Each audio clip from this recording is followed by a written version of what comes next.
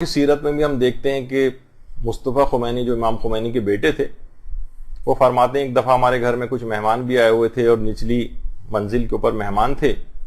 رات کو کسی وقت گھر میں رونے کی آواز گونجنے لگی. آواز سن کر مہمان بھی بیدار ہو گئے اور انہوں نے آ کر مصطفیٰ خمینی کو آ کر جگایا کہ دیکھیے شاید آپ کے ہمسائیگی میں کوئی فوت وغیرہ ہو گیا ہے, کوئی شخص انتقال ہو گیا, کسی کا رونے کی آوازیں آ رہی. مصطفیٰ خمینی نے آواز سن کر کہا ارے یہ تو میرے والد کی آواز ہے, جب بھی نماز شب پڑھتے ہیں اسی طرح سے ان کی حالت ہو جاتی کہ زاروں قطار رونا شروع کر دیتے. اور امام خمینی کے متعلق خود ان کی زوجہ محترمہ خانم خدیجہ ثقفی بانو ایران کے نام سے جو مشہور ہیں, وہ فرماتی ہیں کہ جب سے ان کی شادی ہوئی بالکل ابتدائے جوانی سے لے کر اور آخر عمر تک, خانم خدیجہ ثقفی کا انتقال امام خمینی کے بہت بعد میں ہوا, فرماتی تھی کہ آخری عمر تک میں نے کبھی بھی ان کو نماز شب ان کی قضا ہوتے نہیں دیکھی. اوائل جوانی سے لے کر اور انتقال تک ایک رات بھی ایسی نہیں گزری جب انہوں نے نماز شب کو فراموش کیا امام خمینی. اور اس بات کے لیے گواہی آیت اللہ فاضل الانکرانی کی بھی موجود ہے. وہ خود فرماتے ہیں آیت اللہ فاضل الانکرانی کی امام خمینی نے مسلسل 70 سال تک بغیر کسی تعطل کے, بالکل بچپنے کے ابتدائی دور سے لے کر اور اختتام تک, بچپن اور پھر جوانی کا دور امام خمینی کا, اور 70 سال تک اس لحاظ سے مسلسل نماز شب ادا کی. اور ہمیشہ ان کی خصوصیت یہ تھی کہ ہمیشہ فجر سے 2 گھنٹے پہلے بیدار ہو جاتے تھے اور نماز اور تلاوت وغیرہ کے اندر مشغول ہو جاتے تھے. اور بہت سی کرامتیں اس لحاظ سے نقل بھی ہوئی ہیں کہ شہید محراب آیت اللہ قدوسی,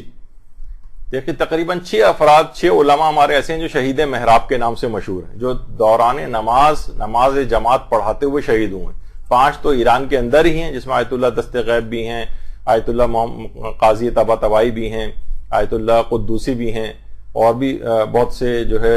علماء ہیں. اور عراق میں جو ایک شہید ہوئے تھے آیت اللہ باقر الحکیم, وہ تو خیر ایرانی نہیں تھے, تو 5 ایران کے تھے اور ایک عراق کے 6 افراد کو کہا جاتا ہے شہید محراب. ان میں ایک آیت اللہ قدوسی بھی ہیں جن کی تصویر سامنے. وہ فرماتے ہیں انقلاب سے پہلے کا ایک سفر ہم کو درپیش تھا, میں آیت اللہ امام خمینی کے ساتھ تھا, اور میں نے جتنے بھی سفر ان کے ساتھ کیے, میں نے ان کے سفروں میں کوئی نہ کوئی کرامت دیکھی. کہہ رہے ہیں مشہد سے واپسی کا سفر تھا, ریگستانی علاقے سے ہماری گاڑی گزر رہی تھی. اچھا اس زمانے میں جو بھی حالات تھے, کافی عرصہ پہلے کی بات ہے, تو رستے میں روسی سپاہیوں نے ان کو روکا, روسی سپاہیوں نے, اور تلاشی وغیرہ کے لیے. تو امام خمینی کو کچھ نہیں کہا کہ تلاشی لو, اور خود نیچے اتر کر, یعنی کہتے تھے کہ ناممکن تھا کہ کوئی رات اس طرح سے سفر کی گزر جائے اور امام خمینی نماز شب نہ پڑھیں. امام خمینی, اچھا ریگستانی علاقہ تھا, کہہ رہے ہیں نہ ہمارے پاس پانی تھا, پانی کا ایک قطرہ ہمارے پاس نہیں تھا, لیکن کہہ رہے ہیں میں یہ دیکھ کر حیران رہ گیا کہ امام خمینی نے اپنی آستینیں الٹی ہوئی ہیں, اوپر کی ہوئی ہیں, اور نہ جانے کہاں سے پانی ان کے ہاتھوں کے اوپر جاری ہو رہا ہے اور خود بخود وضو ہو رہا ہے. اللہم صلی علی محمد و علی محمد.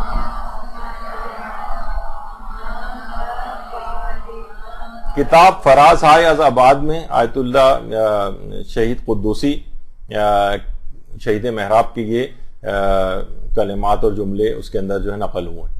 تو بڑی کرامتیں علماء کسی صورت میں بھی اس کو ترک نہیں کرتے تھے. یہاں تک کہ امام خمینی کے متعلق کہا گیا تھا کہ جس وقت ان کو دل کا عارضہ لاحق ہو گیا تھا آخری ایام میں, تو قم سے ایمبولینس کے ذریعے امام خمینی کو منتقل کیا جا رہا تھا تہران کے لیے, وہاں کے ہاسپٹل میں. کئی گھنٹے کا سفر تھا ظاہر قوم سے تہران کا, راستے میں برف باری بھی بہت ہو رہی تھی, شدید سردی تھی, لیکن لوگوں نے دیکھا کہ ہاسپٹل پہنچتے ہی امام خمینی نے سب سے پہلے نماز شب ادا کی. شدید ترین سردی, برف باری, دل کا عارضہ, ہاسپٹل میں ایمبولینس کے ذریعے منتقل کیا گیا ہے, اور ابھی فوراً جاتے ہی نماز شب کو ادا کیا. اور پیرس سے جب تہران انقلاب کے بعد آ رہے تھے تو جہاز میں سارے افراد سو رہے تھے سوائے امام خمینی کے, جو گریہ وزاری کے اندر اور نماز شب کے اندر جہاز کی اوپری منزل کے اندر مصروف نماز شب تھے. اچھا ایئر فرانس کا جہاز تھا, غیر ملکی اور نان مسلم عملہ تھا, وہ سب پریشان تھے کہ یہ رو کیوں رہے ہیں, وہ خود پریشان تھے کہ آقا کو کوئی تکلیف ہو گئی ہے، کسی بات سے ناراحت ہیں، تو لوگوں نے بتایا کہ نہیں، جب بھی اللہ کے حضور نماز شب کے لیے اس طرح سے کھڑے ہوتے ہیں تو یہی ان کی حالت ہو جاتی۔ پاسداران انقلاب بھی ایک بات کہتے تھے کہ جب بھی کوئی امام خمینی کو ہم میں سے کوئی نماز شب کے لیے کبھی بیدار کر دیتا تھا تو امام خمینی کی نگاہ کرم و نوازش کا مرکز بن جاتا تھا، ہمیشہ اس کے احسان مند ہو جاتے تھے کہ اس نے مجھ کو نماز شب کے لیے بیدار کیا۔ تو یعنی ایک بار کوئی شخص واقعتاً نماز شب کا پابند ہو جائے تو کرامت اور فضائل اس سے ہونے لگتے ہیں، البتہ نیت یہ نہیں ہو کہ وہ لوگوں کو کرتب دکھائے اور جناب کوئی فضیلتیں حاصل اس لحاظ سے کر کے، نہیں، نیت پروردگار عالم کی رکھے تو خود بخود اس کے پاس بہت سی کرامتیں آنے لگتی ہیں۔ آیت اللہ موسیٰ شبیری زنجانی